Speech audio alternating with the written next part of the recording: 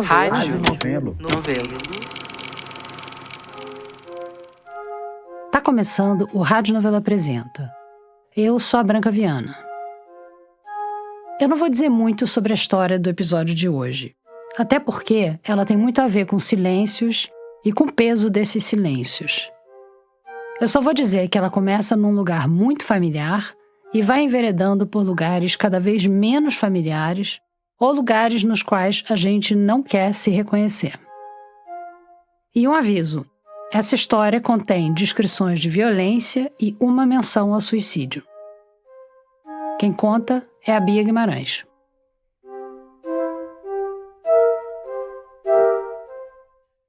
Nenhuma avó é igual a outra, nenhum avô é igual ao outro.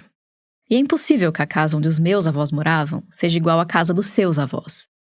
Mas de alguma forma, se eu digo casa de vó, você sabe do que eu tô falando. Meu nome é Luara, eu tenho 38 anos. Assim como eu, e talvez como você, a Luara de Souza Ferreira passou boa parte da infância dela numa casa de vó. E de vô. A dela era na zona norte de São Paulo. Eu fui para a casa do meu avô dos 6 anos aos 14 anos, todas as tardes. Assim mesmo. Os pais dela se separaram quando ela era pequenininha. E ela ficou morando com a mãe. A mãe dela trabalhava fora e não tinha parentes por perto. Então a Luara passava as tardes, e às vezes as noites também, na casa dos avós paternos. Eu chegava lá, minha avó já estava fazendo o almoço, meu avô sentado no sofá, bem tradicional mesmo. Nem toda casa de vó tem cara de casa de vó. Mas essa tinha. Aquelas casas bem antigas mesmo, da Zona Norte, com um murinho. Era um sobrado, que tinha uma porta de entrada antiga, com uma janelinha pra você ver quem tá ali do lado de fora, antes de abrir. Aí você abre a janelinha e fecha. Aí você entra, já tem uma primeira sala. Nessa primeira sala, tinha um conjunto de sofás cinzas. O piso era coberto por um carpete verde escuro. E mais adiante tinha uma sala de TV. Que é onde meu avô ficava, que era onde a gente não podia entrar muito, porque ele estava vendo TV alguma coisa e a gente não podia brincar por lá. Uma prima da Luara, que tem praticamente a mesma idade que ela, também passava muito tempo ali, na casa dos avós. Não dava para elas brincarem na sala de TV, para não incomodar o avô, mas elas brincavam bastante em outros cantos da casa. Lá tinha uma estante de madeira cheia de livros e a coleção completa da enciclopédia Barça. E para elas, a Barça era muito divertida. Não, elas não eram crianças prodígio viciadas em ler os verbetes de A a Z. A graça estava em usar os volumes da enciclopédia para nivelar a escada que dava para o segundo andar do sobrado. Aí depois, elas cobriam a escada com papelão, jogavam um cobertor por cima e, voilá, estava montado um escorregador. Na escada. Se o lugar cativo do vô da Luara era na sala de TV, o da avó era na cozinha. Eu gostava muito de ficar na cozinha com a minha avó. E essa cozinha era muito cozinha de vó. Era aquele armário azul. Nossa, se eu te mandar uma foto, é aquele dos anos 60 mesmo. O fogão também era antigo, que era meio verdinho, meio azul, sei lá, que abria a asinha. Ela e a prima dela ficavam um tempão ali, olhando a avó cozinhar, ajudando em alguma coisa, ou só atrapalhando mesmo. Eu tenho lembranças dela fazendo panqueca e não é suficiente, porque imagina, 2 crianças, você fazendo a panqueca e a gente comendo a panqueca sem rechear. E ela não dando conta. Acontecia a mesma coisa com a batata frita. Enquanto a avó ia fritando, as meninas já iam comendo, correndo o risco de não sobrar nada para o almoço. Mas no fim, sobrava. Talvez a avó já levasse em conta o provável ataque das netas na hora de calcular a quantidade de batata.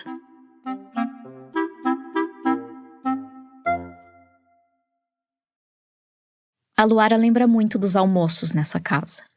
Não só da comida, mas do ritual da hora do almoço. Era quando o avô dela saía da sala de TV e ia para a mesa comer. Ele nunca chegava sozinho. Era como se ele trouxesse junto com ele um certo desconforto que estava sempre pairando pela casa. Era ali, na mesa, que o silêncio dele falava mais alto. O meu avô era a ordem total. Então não existia conversa, não tem diálogo. Ele era um homem rígido, fechado. O mais alto poder da casa e o dono da palavra final. E quando ele estava por perto, tudo mudava. Sabe aquela pessoa que mesmo quieta entra num ambiente e todo mundo para? Tipo assim, qual é o próximo passo? O que ele quer nesse momento? E se ele pedir, a gente corre. A Luara amava o avô dela, mas era um amor misturado com medo. Porque eu gaguejava para falar com meu avô. A atmosfera daqueles almoços era muito diferente da que ela sentia quando ela estava com a mãe dela ou com a família da mãe dela. Do outro lado, tinha muita conversa, as pessoas falavam da vida, dos sentimentos, tinha gente rindo, brincando, ou mesmo brigando, coisa de família. Perto do avô paterno, ela sentia que não tinha muito espaço para isso. Aquilo era tão desconfortável que eu começava a secretamente tirar itens da mesa. Então, o pessoal comeu a salada, eu vou tirar a travessa. Aí, aquela colher, tal. E aí eu ia tirando devagarzinho para encerrar o almoço. E falar, gente, vamos, eu preciso voltar para minha vida de criança. Porque a gente tinha que... Quando a Luara para reprisar essas memórias da infância, ela não enxerga muitas cenas de afeto com o avô. Momentos de carinho, de abraço, de brincadeiras. Com a prima dela era um pouquinho diferente. A minha prima insistia muito. E ela era a que ia mesmo abraçar meu avô na força, que subia no colo dele. O avô era diabético e teve que amputar uma perna por causa da doença. Como ele passava muito tempo deitado ou sentado, as costas dele ficavam com escaras. E a Luara lembra de ver a prima dela limpando e cuidando dos ferimentos do avô. Mas eu acho que a única vez que eu vi essa coisa quebrar foi entre ele e a minha prima. Elas até brincavam de falar que o avô era de uma e a avó era da outra. Mas mesmo pendendo mais pro lado da avó, a Luara se sentia cuidada pelo avô, de certa forma. Ou pelo menos ela sentia que ele tinha um senso de responsabilidade sobre ela. Mas o meu avô ficava nervoso que meu pai não queria participar da minha vida. Então teve uma época... Era o avô quem cobrava que o filho dele, o pai da Luara, cumprisse minimamente o papel que ele tinha na vida dela. Uma vez, ela teve que ser internada por causa de uma nefrite e ficou com muito medo. E mesmo o hospital sendo perto, o pai dela não foi visitar. E eu lembro de eu ligar pro meu avô chorando, falando que eu não queria ficar lá e tudo mais. Depois de um tempo, o pai dela apareceu. E ela soube que o avô é que tinha mexido os pauzinhos. Aí ele falou assim, olha, se você não for ver sua filha agora, você não entra mais na minha casa. As lembranças que a Luara tem daqueles tempos e daquela casa são assim, agridoces. Tinha o silêncio incômodo, tinha o medo da figura rígida do avô, mas também tinha as estripulias com a prima, os momentos gostosos na cozinha. Foi uma infância boa. Mas então não era ruim ficar na casa deles. Você conta desses momentos de desconforto, mas não era ruim. Não era ruim. Era uma casa que eu ia todo dia e que pra mim era minha vida aquilo ali. Por isso que pra mim é muito difícil.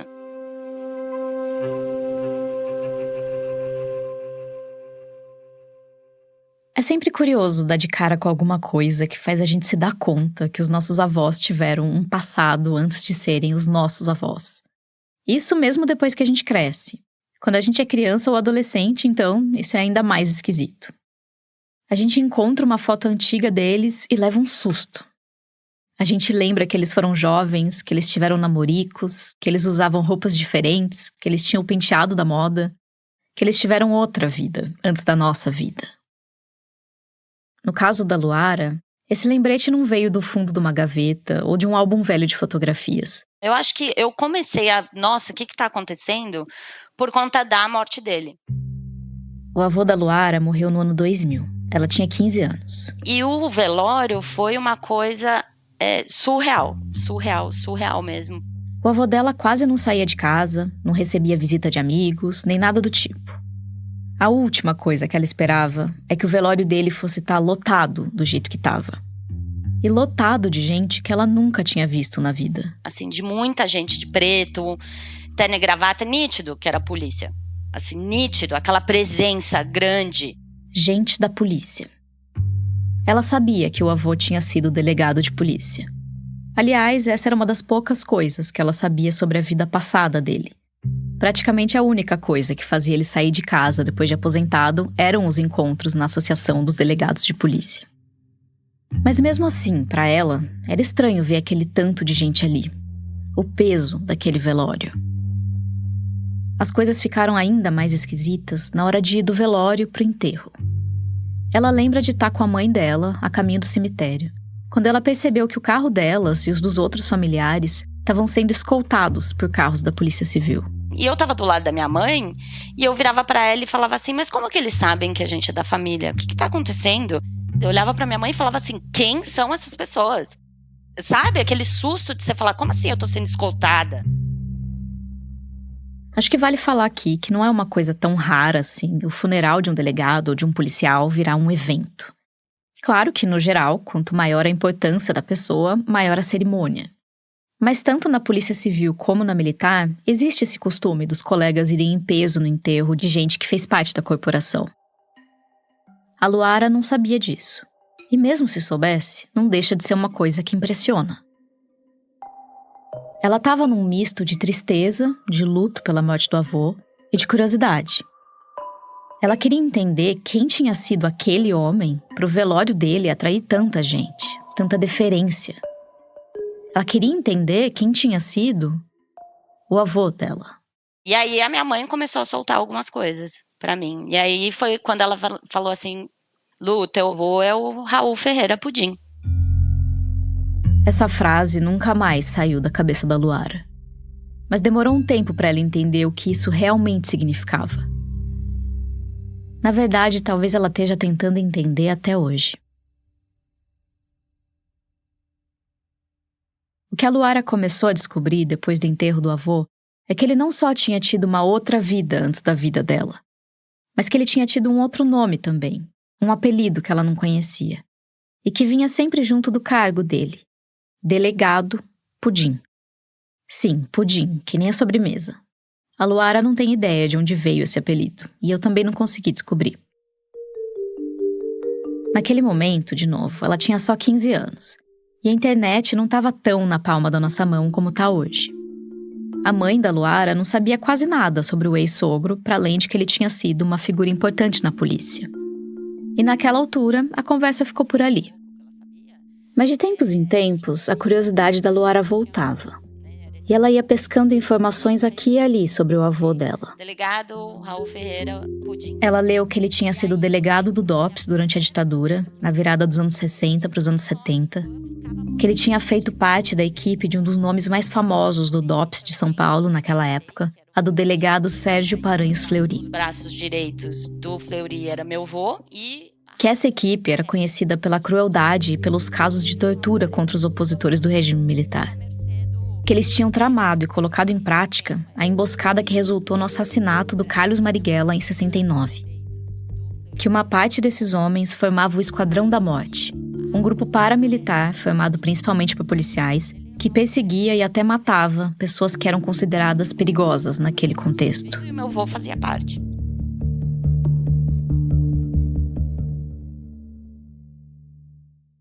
A Luara tinha aprendido na escola sobre a ditadura, sobre a perseguição política, mas era tudo meio superficial e distante. Eram alguns parágrafos no meio de um livro de história que tentava dar conta de vários capítulos importantes do passado do Brasil e do mundo. Agora, ela estava enxergando um fio ligando o avô dela, com quem ela tinha convivido a infância inteira e parte da adolescência, um fio ligando ele a um dos períodos mais sombrios do passado do país. E o avô dela parecia ter sido uma parte importante dessa história. Não importante o suficiente para ter ficado tão conhecido quanto Fleury, e para você dizer Raul Ferreira, Pudim, e todo mundo saber de quem você está falando. Mas importante o suficiente para figurar em alguns dos momentos mais marcantes da ditadura, e para ter ficado na memória de quem teve o azar de cruzar o caminho dele. Aquele homem com quem ela assistia TV na sala e com quem ela almoçava junto quase todo dia, o dono daquela casa de vó onde ela tinha vivido tanta coisa, esse homem era, possivelmente, alguém que torturava pessoas, ou que mandava torturar, ou que, no mínimo, estava presente enquanto gente era torturada. Foi uma coisa que para mim era muito ambivalente. Era assim, como que eu vou... Como é que eu amo uma pessoa? Será que eu amo?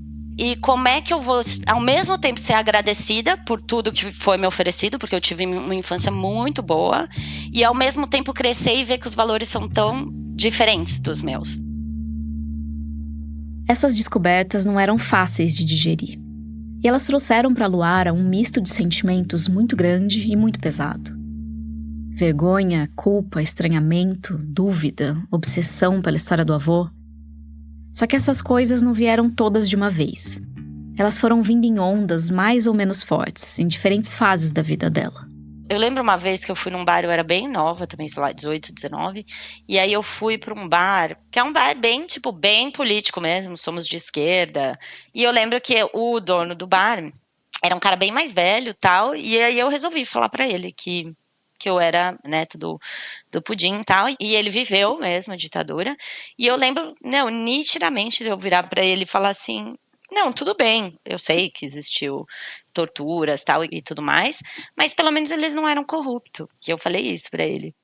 Como se fosse pior, entendeu? Como se fosse pior, porque hoje em dia ela entende que não é. Sem querer passar pano pra corrupção, porque a gente sabe que os danos causados pela corrupção são enormes. Poucas coisas são mais perversas do que usar o poder pra se apropriar de recurso público. Usar o poder para perseguir, torturar e matar talvez seja uma dessas coisas piores. A Luara sabe disso hoje. E ela sabe também que nessa comparação do que é pior, entre aspas, mora uma falácia, a de que não existia corrupção na ditadura. E isso ela ouviu pela primeira vez ali, do dono do bar. Ele disse que podia até ser que o avô dela nunca tivesse se metido diretamente com corrupção. Mas que hoje em dia já se sabe que tinha muita maracutaia nos órgãos públicos naquela época. O que não tinha era investigação. A Luara tem vergonha só de lembrar dessa conversa hoje, 2 décadas mais tarde. Mas é importante ter em mente que ela tinha menos de 20 anos, que ela estava começando a sair do ambiente familiar e que naquela altura ela ainda estava também começando a traçar o limite do que é ela e do que é a família dela, do que é o avô dela. E nessa ânsia de se diferenciar, de alguma forma, ela estava entendendo que a tortura respingava menos na vida dela do que a corrupção. De tipo assim, a tortura tá escondida, eu não faço parte, alguém saía da minha casa e ia lá pra fazer isso e eu não faço parte disso. E quando você fala em corrupção, você faz parte, né? Porque você fala assim, bom, então, se tinha uma corrupção, eu me beneficiei de alguma coisa. Os filhos e os netos dos corruptos herdam a grana. Os filhos e os netos dos torturadores herdam o quê? No cálculo daquela Luara de 18, 19 anos de idade, nada. Não herda nada. Tipo, sai pra lá que esse BO não é meu. Bom, hoje ela sabe que não é tão simples assim, né? Ou a gente não estaria aqui falando disso.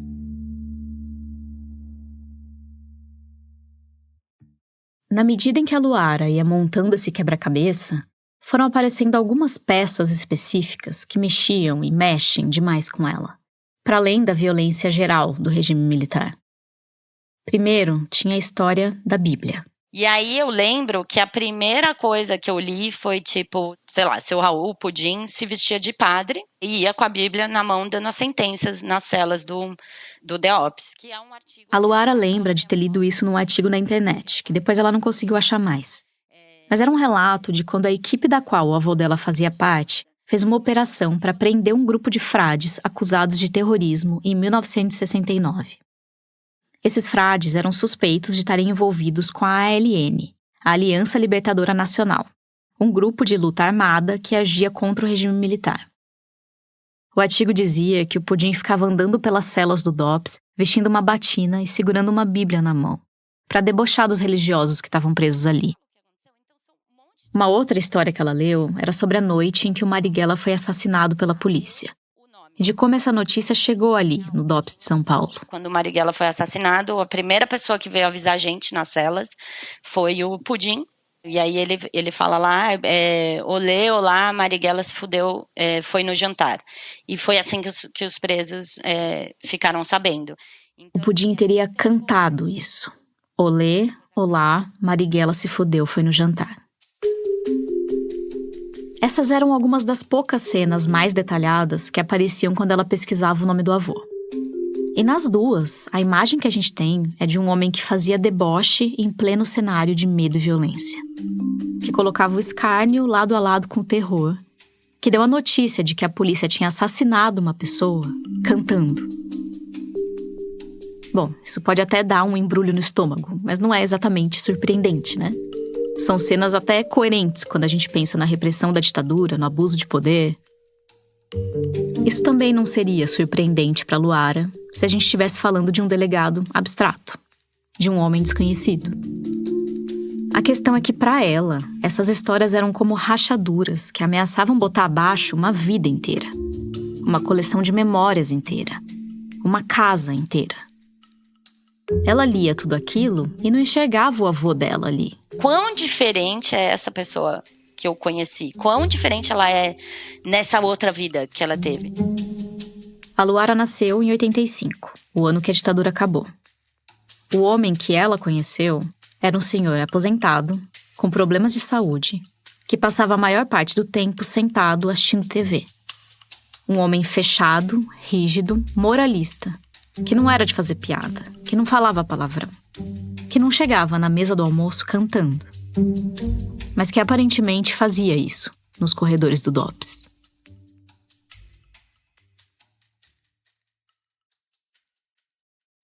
O avô da Luara, o Raul, e esse outro homem, o Pudim, começaram a habitar a cabeça dela como duas pessoas diferentes, separadas não só pelo tempo, mas também pelo espaço. Um pertencia àquela casa de vô e de vó, o outro pertencia às salas de tortura. E quando ela tentava fazer perguntas para a família dela que ajudassem a traçar um paralelo entre um e outro, ela não era bem recebida. Pelo meu pai, 0. Bem recebida. A minha prima não queria falar sobre o assunto. Ou ela era barrada por uma espécie de negação. Tipo, imagina, quem? Qual a fonte? Ou pior, ela se deparava com o pensamento de que o avô dela tinha sido uma figura heróica, que tinha dado duro para defender a pátria. Então hoje, se você perguntar pro meu pai, ele vai falar a mesma coisa, que a ditadura é maravilhosa. A Luara nunca chegou a entrar muito nesse assunto com a avó dela, que ela vê mais como uma vítima nessa história toda. A própria avó também não costumava falar muito do marido. Quando a Luara perguntava sobre ele, a avó só dizia que sentia falta dele, mas que ele tinha feito coisas ruins para ela. E parava por aí. Ninguém mais ali parecia estar interessado em passar o passado a limpo do jeito que a Luara estava tentando fazer. Muito pelo contrário. Então era um assunto que eu sabia que não podia falar, sabe? Eu queria muito perguntar. Era como se aquele desconforto do silêncio e da falta de liberdade para se expressar, que ela sentia na infância, ainda tivesse rondando a família, mesmo depois da morte do avô. E isso aparecia não só quando o assunto era a ditadura ou essas perguntas sobre o pudim. Era uma barreira que estava sempre ali. Ao longo do tempo, a Luara só foi ficando mais desconfortável quando ela tinha que se encontrar com a família do lado do pai dela. As opiniões políticas deles, as piadas inadequadas, o modo de encarar o mundo. Ela se sentia um peixe fora d'água ali. A partir do momento que eu comecei a crescer e ter opiniões, e não cabia mais, eu não conseguia ficar mais nesse quadrado, sabe? E aí eu descobri que, não estando nesse quadrado, eu não ia ser amada como eu era antes, entendeu? Um dos poucos motivos que faziam a Luara continuar frequentando a família paterna depois de adulta era o irmão dela. Ele nasceu quando ela tinha 8 anos e era filho de outro casamento do pai dela. O irmão dela também não se sentia pertencente àquele lugar. A gente tinha um relacionamento secreto. A gente falava sobre a família e o quanto doía pra gente. Doía a gente se sentir estranho. Então, inclusive, quando a gente ia pra casa, né, do meu pai ou pra algum almoço de família, a gente tinha que combinar, tipo, olha, vamos fazer o seguinte, a gente chega lá, conversa com todo mundo, e aí a gente fica lá no quintal fumando um cigarro, eu e você. Era com ele que a Luara podia compartilhar esse incômodo. O desconforto de fazer parte de uma família com a qual você não se identifica. Só que 3 anos atrás, o irmão dela morreu, por suicídio. Ele tinha 27 anos. Foi aí que uma daquelas ondas pegou a Luara mais forte. Eu fiquei mais obcecada com essas coisas, porque eu acho que é uma coisa que você fica tentando entender, né, o porquê, por que aconteceu. É uma coisa que, né, você entra naqueles estágios mesmo de negação, depois você fica com raiva e tudo mais. E eu acho que eu entrei num choque tão grande que eu espelhei essa culpa, falando assim, também, né, com um vô desse, com um pai desse, e lá. Então eu comecei a entrar numa negação e surtar mesmo. Então eu comecei a ter um comportamento obsessivo de procurar coisas sobre o meu vô para tentar entender a influência. Não é que a Luara estava achando que o irmão dela tinha se suicidado por causa do avô ou por causa da herança que ele deixou na família. Não era isso. Suicídio é uma coisa muito complexa que raramente tem uma razão só ou uma causa simples de encontrar. Mas ela não conseguia não pensar no impacto que aquele ambiente de silêncio e de rigidez podia ter tido no irmão dela. E depois da morte do irmão, mais do que nunca, a Luara estava ouvindo aquelas perguntas gritando dentro da cabeça dela. Uma urgência de descobrir tudo que fosse possível sobre o avô, de tentar entender por que ele fazia o que fazia, e, acima de tudo, de tentar entender qual era a distância entre ele e o delegado Pudim. Qual é a distância, é isso. Né? E eu acho que tem esse sentimento de que às vezes eu acho que eu sou louca. Não agora, né? Mas antes. Sabe quando você fala, não, eu acho que eu sou louca, gente, não é possível. Sabe quando você fala assim, não é possível que aquela pessoa é aquela outra. É uma dualidade mesmo.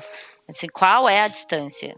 Né? Eu acho que algumas histórias iam me chocar mais que as outras, mas eu também não sei até que ponto, eu não sei também se eu tô em negação, sabe? Se isso vai ser muito pra mim, mas tem as histórias que acontecem. Eu saí dessa minha primeira conversa com a Luara com 2 missões. A primeira era revirar o passado para tentar encontrar mais peças desse quebra-cabeça e para pintar com um pouco mais de detalhes aquelas histórias que tanto mexiam com ela, como aquela da batina e a da notícia da morte do Marighella. E a segunda missão parecia um pouco mais difícil.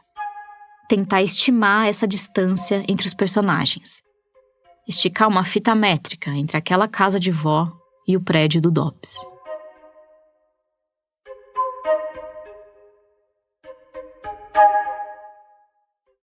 Quando você joga Raul Ferreira Pudim no Google, alguns dos primeiros resultados que aparecem são de uma página do Facebook chamada Memória da Polícia Civil de São Paulo. São fotos dele ao lado de investigadores e de outros funcionários da polícia na década de 70. Uma das legendas diz: o saudoso delegado Raul Ferreira, carinhosamente conhecido pelos amigos como Dr. Raul Pudim. Nos comentários tem coisas como: esses eram fodões e bons tempos. Outro resultado que aparece logo de cara é um documento de 1975, publicado pela Comissão da Verdade do Estado de São Paulo. Nele tem uma lista feita por presos políticos da ditadura, com nomes de policiais e militares que teriam participado diretamente de sessões de tortura. No número 26 aparece: Delegado de Polícia Raul Ferreira Pudim, da Delegacia de Ordem Social do DEOP São Paulo, no período de 1969/1970. É tido como membro do Esquadrão da Morte. Esse mesmo documento lista os principais métodos de tortura que eram usados pelos órgãos repressivos na época: pau de arara, choque elétrico, afogamento, sessão de karatê ou corredor polonês, churrasquinho, violação sexual. Isso só para citar alguns, porque a lista não é pequena. É estranho, para dizer o mínimo, você encontrar bons tempos e choque elétrico em 2 resultados que partiram da mesma busca. Estranho, mas, de novo, nada surpreendente. Passando pelos próximos achados da pesquisa, não demoram para aparecer aquelas 2 histórias que encucaram a Luara: a da batina e a da notícia sobre a morte do Marighella. As 2 cenas, na verdade, fazem parte de um mesmo capítulo da ditadura no Brasil. Esse capítulo está contado no livro Batismo de Sangue, escrito pelo Frei Beto, que depois foi adaptado para o cinema. Batismo de Sangue conta a história de um grupo de frades dominicanos que apoiaram e participaram de movimentos contra a ditadura. Fala de como eles ajudavam a ALN e o Marighella, e do esquema que alguns deles montaram, especialmente o Frei Beto, para ajudar perseguidos políticos a saírem do país. Mas o nosso papel é só na retaguarda. Contamos com vocês para... Até que a polícia descobre tudo isso e começa aquela que ficou conhecida como Operação Batina Branca. No dia 2 de novembro de 69, a equipe do delegado Fleury invadiu o convento dos dominicanos, no bairro de Perdizes, em São Paulo, e prendeu vários frades. Nesse mesmo dia, outros 2 frades que estavam numa viagem no Rio de Janeiro foram pegos pelo DOPS. Para onde vocês estão nos levando? Para conhecer o Papa. O Papa, nesse caso, era o delegado Fleury, que no filme é interpretado pelo Cássio Gabus Mendes. Tira a roupa. O que a polícia queria era usar os frades para conseguir o máximo de informações possíveis sobre o funcionamento da ALN e para tentar arrancar deles o paradeiro do Marighella, que naquele momento era o homem mais procurado do Brasil. Tira a roupa, terrorista, filho de uma Para isso, eles iam usar os métodos da casa. Cadê o Marighella, porra?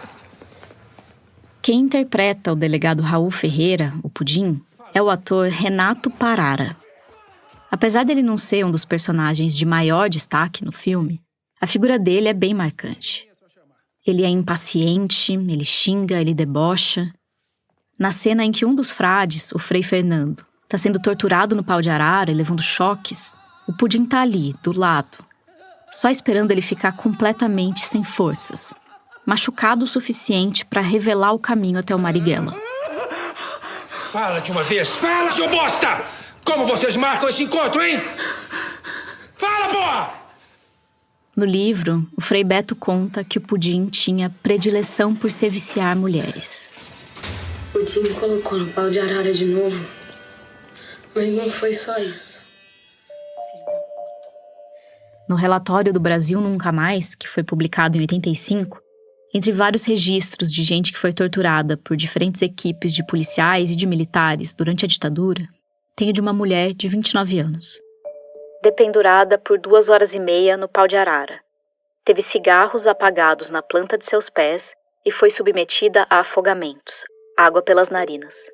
Recebeu choques na vagina e nos seios. Torturadores, equipe do delegado Raul Ferreira, ou Pudim.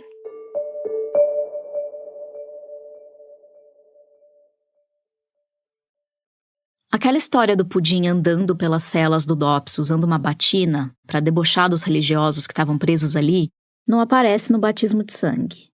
Mas ela tá na biografia do Fleury, que foi lançada no ano 2000 pelo jornalista Percival de Souza. O livro chama Autópsia do Medo. Lá conta que na hora que a polícia invadiu o convento dos dominicanos para prender os frades, que o Pudim teria roubado uma batina de lá. E que depois, já no DOPS, ele teria vestido essa batina para conversar com os presos. Diz que ele teria até lido trechos de um missal em latim, convidando os frades a se confessarem, entre aspas. Ou então eles seriam obrigados a tomar uma, abre aspas, hóstia especial do DOPS, fecha aspas. Já aquela outra cena, que também revelava a face debochada do Pudim, essa sim aparece no filme.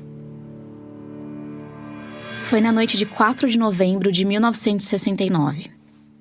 Depois de serem torturados fisicamente e psicologicamente, 2 frades, o Frei Ivo e o Frei Fernando, foram forçados pela equipe do Fleury a participarem de uma emboscada para capturar o Marighella.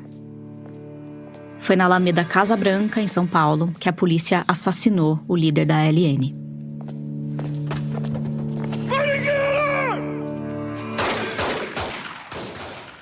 E aí o filme mostra como essa notícia chegou no DOPS, na forma daquela música.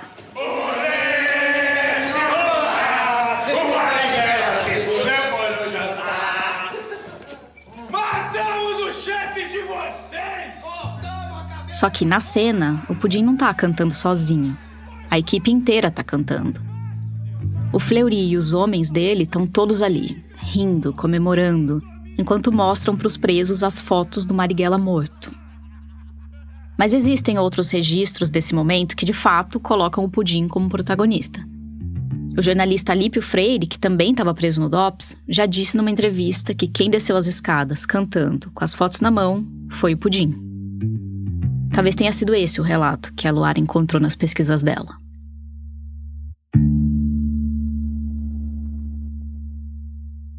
Outra pessoa que estava ali naquela noite, atrás das grades, era o Frei Tito, que depois acabou se tornando um dos símbolos da luta contra a tortura. Depois da passagem pelo DOPS, ele foi mandado para o Presídio Tiradentes e ainda foi torturado pela equipe da Operação Bandeirantes, que deu origem ao DOI-CODE. O DOI-CODE foi um órgão de repressão ligado ao Exército Brasileiro. Tinha quem chamasse ele de o açougue da ditadura, ou então por outro apelido, dado pelos próprios agentes que trabalhavam lá. Casa da Vovó. Não existe uma explicação elaborada para esse nome, mas provavelmente tem a ver com a ideia de um lugar da onde você sente saudade. Os agentes do DOI-CODE diziam que lá é que era bom, na casa da vovó. Bons tempos. Mesmo depois de solto e já exilado fora do Brasil, O Frei Tito nunca se recuperou de fato do que aconteceu com ele. Ele foi atormentado por memórias e alucinações de tortura pro resto da vida. Nesse ano, 2024, tá fazendo 50 anos que o Frei Tito se suicidou.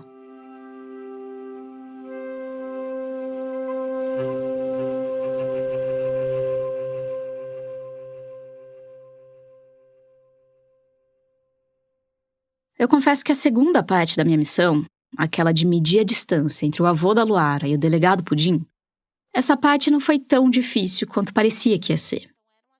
Na verdade, naquela primeira conversa com a Luara, ela já trouxe uma pista de onde procurar essa resposta.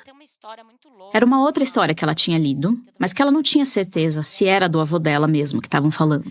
Que é uma história, tipo, bem nessa época, da época do meu avô tal, de um cara que estava sendo transferido, um preso político que estava sendo transferido. E eles... Esse preso ia ser transferido para o Rio Grande do Sul por uma equipe do DOPS de São Paulo. Só que antes de pegar a estrada, eles teriam parado na casa do delegado que estava cuidando dessa transferência. E aí ele fala que ele entrou no carro e ele parou numa casa na Zona Norte, e aí ele descreve um pouco a casa e eu fico assim, será? Pode ser a casa da minha avó. Então os policiais teriam saído do carro e entrado na casa, com o prisioneiro junto. Que uma senhora, que era a esposa de um deles, trouxe café e bolo. E eles sentaram na mesa e começaram a conversar. E esse cara falando histórias do tipo, como que pode alguém te levar para tua casa, te sentar, vir uma mulher te oferecer uma xícara de café e um bolo e ver uma pessoa provavelmente toda, né, roxa ou sei lá, fisicamente ou emocionalmente abalada ali e continuar tomando um bolo, né, comer um bolo e um café e a vida continua.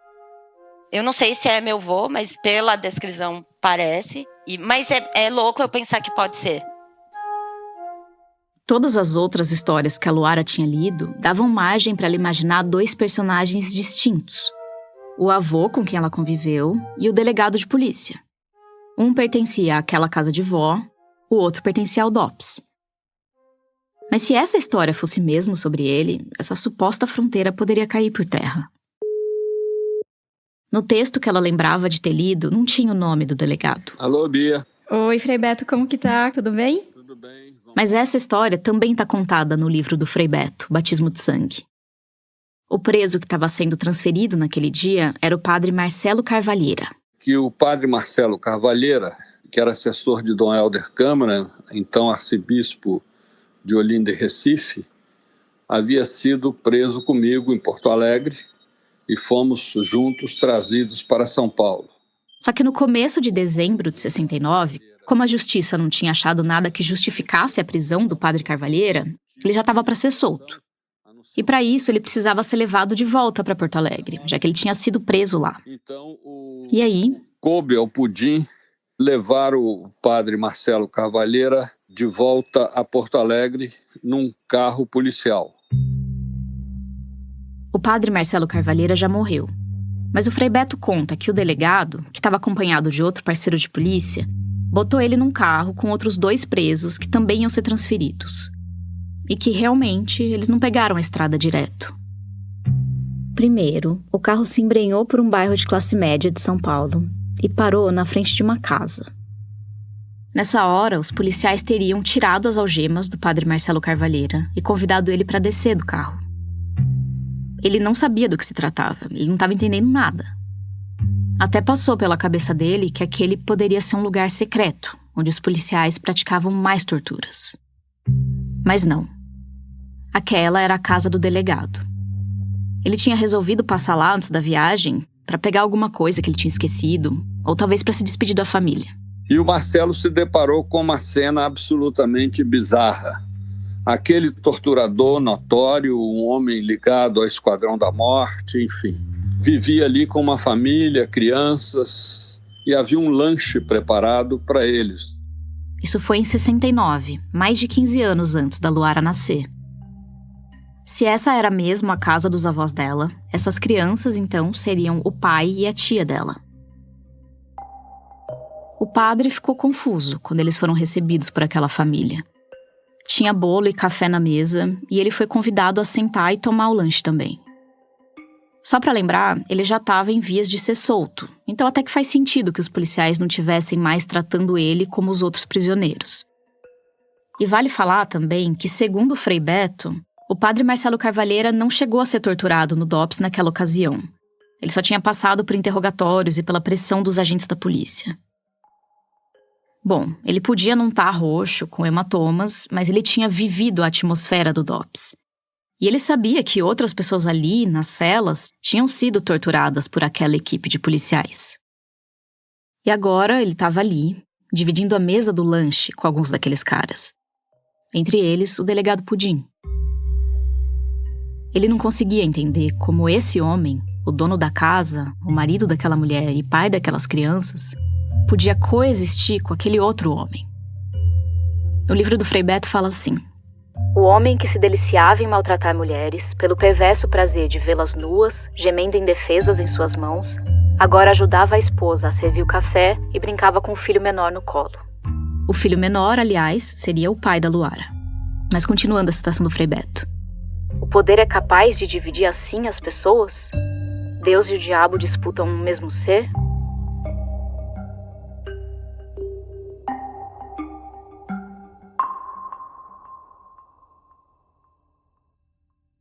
É difícil cravar com certeza absoluta que essa história tenha acontecido na casa do Pudim, na casa dos avós da Luara. O que a gente tem sobre isso é o relato do padre Carvalheira, que foi registrado pelo Frei Beto, e um documento do DOPS que atesta que, de fato, foi o delegado Raul Ferreira que ficou responsável por escoltar o padre até Porto Alegre naquele dia. Mas, claro, o documento não fala nada desse desvio de rota. Nesse mesmo documento do DOPS, tem os nomes dos outros 2 presos que estariam nessa mesma transferência. Um deles já morreu, e o outro não respondeu à minha tentativa de contato. O que a gente pode dizer é que é muito provável que sim, que essa história tenha se passado naquela casa de vó que eu te descrevi mais cedo, onde a Luara ainda ia passar muito tempo da vida dela, anos depois.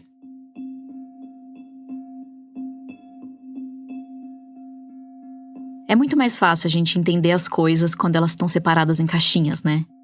É muito mais fácil a gente processar a violência e a perversidade quando tem uma barreira separando isso da vida comum, das cenas cotidianas. Existem mãos que torturam e existem mãos que fazem cafuné no filho. Junta as 2 coisas e pronto. A gente tem a receita para uma das grandes questões da humanidade. Talvez você tenha visto o filme Zona de Interesse, que ganhou o Oscar de melhor filme internacional nesse ano. É um filme que se passa numa casa bonita, cercada por muitas flores, com crianças brincando por todo lado, e que mesmo com tudo isso, não podia ser mais assustador.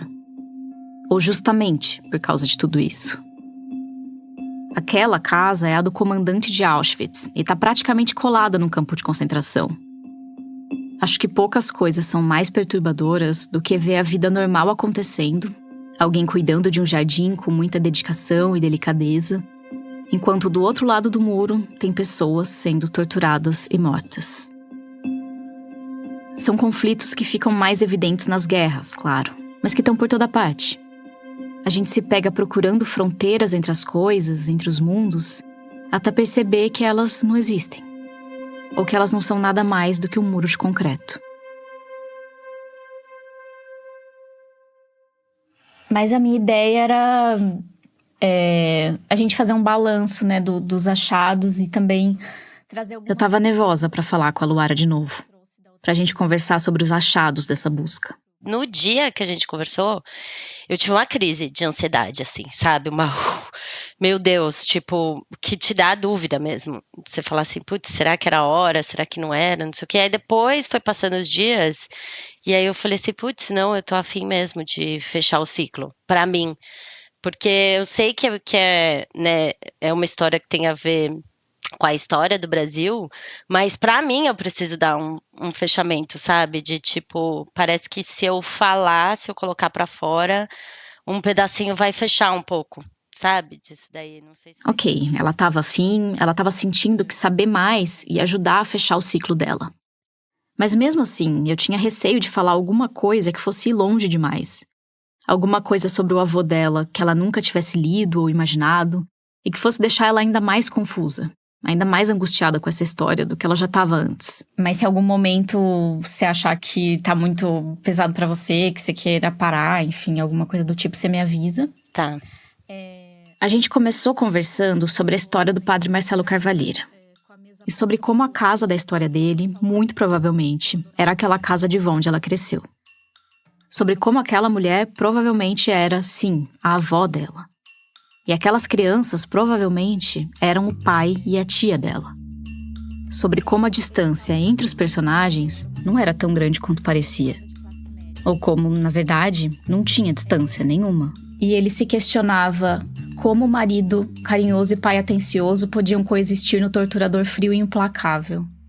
Daí a gente falou com mais detalhes sobre a cena da batina e a cena da notícia da morte do Marighella. São momentos que revelam o lado debochado dele, assim, o lado dele de... Sádico. Com sadismo. E eu contei que eu tinha encontrado indícios de tortura envolvendo o avô dela mesmo antes do golpe militar, quando ele era um delegado de polícia comum. Tipo uma vez, em 63, que ele teria dito, rindo, que não podia soltar um suspeito porque eles tinham batido tanto no cara que ele não conseguia parar em pé. E que mostram que ele já fazia práticas de tortura naquela época. Eu também falei dos relatos que lembravam do avô dela como alguém que parecia ter preferência por torturar mulheres. Dizendo coisas que o seu avô ou a equipe dele fizeram com elas em termos de tortura, então... Mas a reação da Luara não foi exatamente a que eu tava esperando. Muda alguma coisa pra você? Não, pra mim era esperado. Eu não tava esperando isso. Mas ela tava. Assim, nada do que eu achava que ia ser muito diferente. Acho até que... Aí eu entendi que o que a Luara tava querendo pra começar a fechar esse ciclo era uma chance de falar disso, de quebrar o silêncio, de jogar pro mundo. Não era uma chance de descobrir alguma coisa. Porque a descoberta ela vem tendo em ondas desde os 15 anos de idade. Quando ela levou aquele susto no enterro do avô e quando ela ouviu o apelido Pudim pela primeira vez. A Luara tá com 38 anos. Já faz mais tempo que ela convive com o Pudim do que ela conviveu com o avô dela. A maior parte dessas coisas que eu tava trazendo pra ela já sabia. Talvez com um pouco menos de detalhe, talvez sem tanta confirmação, mas ela sabia. Entre a nossa primeira e a nossa segunda conversa, ela se deu conta que ela tá convivendo com um sentimento novo. Se antes ela estava se perguntando sobre a fronteira entre o avô dela e o Pudim, ou por que ele fazia o que ele fazia, a pergunta que tá falando mais alto agora é: e isso importa? Você quer saber se é intencional ou não, e no final, assim, pelo menos o meu fechamento de ciclo é tipo, não vai fazer nenhuma diferença. Não vai fazer nenhuma diferença, porque os acontecimentos, as coisas que acontecem fruto desses comportamentos, eles vão ser o mesmo, se é intencional ou não, sabe? Não vai, A Luara se deu conta de que não tinha como separar em caixinhas. Nem o apelido, nem o tempo, nem o espaço são capazes de separar um personagem do outro. Nem de apagar o que aconteceu. A frase que a mãe da Luara tinha dito pra ela depois daquele enterro era real, era literal. Teu vô é o Raul Ferreira Pudim. E se seu vô tivesse vivo, se você pudesse encontrar ele hoje, você perguntaria alguma coisa diferente? Tudo? Nossa, Bia, tudo. Se naquela época eu tivesse a maturidade que eu tenho hoje, eu teria perguntado tudo. Tem muita coisa que a Luara ainda queria saber sobre o avô dela. Como foi a infância dele, a casa onde ele cresceu, como ele foi parar na polícia, como ele era antes de ser delegado, o que ele pensava, se ele achava certo torturar alguém. Será que para ele a época da ditadura eram os bons tempos? O tipo de coisa que não ia fazer diferença no resultado final. Mas que não deixa de surgir na nossa cabeça quando a gente leva aquele susto de perceber a vida que existiu antes da nossa. Do tanto de coisa que aconteceu nos lugares onde a gente cresceu, antes da gente estar lá para testemunhar. Mas hoje eu faria, se tivesse um jeito de falar com ele, mas hoje, por exemplo, eu podia fazer isso com meu pai, por exemplo, só que as minhas tentativas foram frustradas, sabe? No fundo, a Luara sabe, ou imagina, que mesmo que ela perguntasse, o avô dela não ia dar as respostas que ela precisa. Assim como ela nunca encontrou respostas com o pai dela e com outras pessoas da família paterna depois que o avô dela morreu. Mas cansa, porque a pessoa não quer ver, então não quer ver. E deixa quieto. Mas o triste é que a gente se repete, né? A história o tempo inteiro. Enfim. No Brasil e em outros países que passaram por uma ditadura militar, a gente usa muito lemas como jamais esquecer, lembrar para que nunca mais aconteça. E quando eu digo a gente, claro, eu tô falando de pessoas que reconhecem que a ditadura aconteceu e que ela deixou marcas violentas no nosso país. Contar e recontar é a maneira que a gente tem de tentar manter a história viva e tentar se manter sempre alerta. A família da Luara não tem culpa do que aconteceu. Não tem culpa do que o avô dela fez ou deixou de fazer. E eles não têm como voltar no tempo e refazer a história. Mas a Luara queria ter com quem dividir essa herança. Dividir tudo que ela sente. Vergonha, estranhamento, obsessão, responsabilidade, dúvida.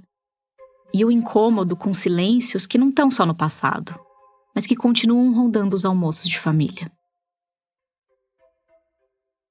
Ela acha que nada do que a gente conversou aqui, os relatos de tortura, as notícias antigas, os relatórios da Comissão da Verdade, que nada disso ia mudar o pensamento desse lado da família dela.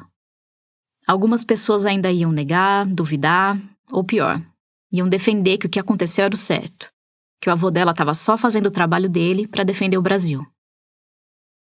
Entre o nosso peso coletivo e o individual, existe um buraco muito mais fundo.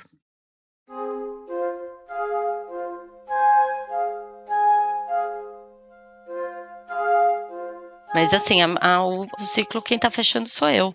Sozinha, mas tô fechando porque é muito difícil pra mim eu aguentar tudo isso, né? De tudo que aconteceu, eu sou a única que falo disso, eu sou a única que quero procurar quem foi meu avô, eu sou a única que olho pro meu pai e penso a mesma coisa.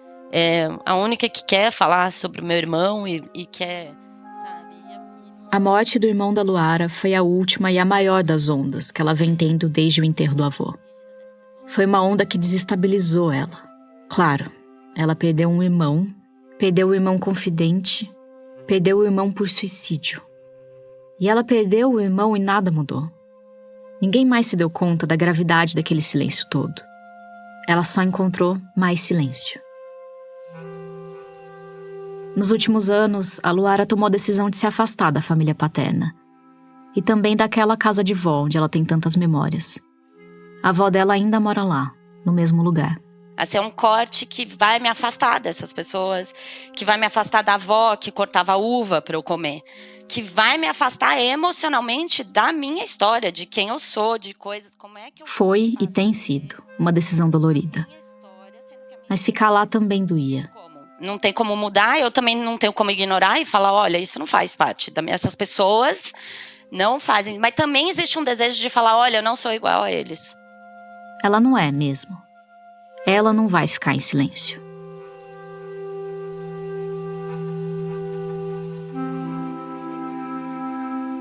Essa foi a Bia Guimarães, produtora sênior da Rádio Novelo.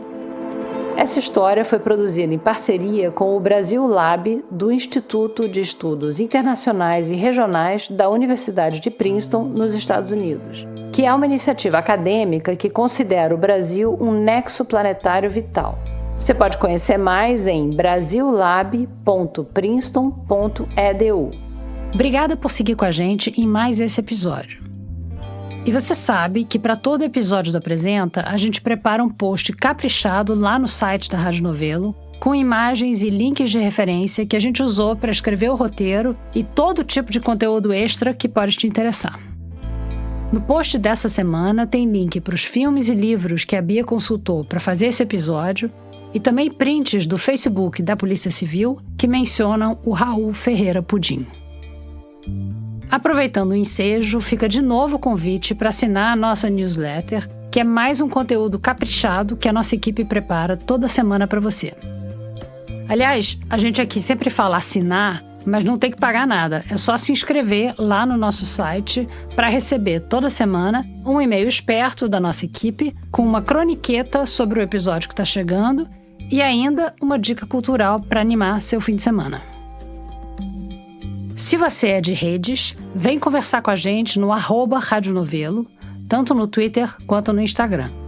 Se você não é de redes, o nosso e-mail apresenta@radionovelo.com.br está sempre aberto para críticas, elogios, sugestões e, principalmente, ideias de histórias novas para a gente contar aqui.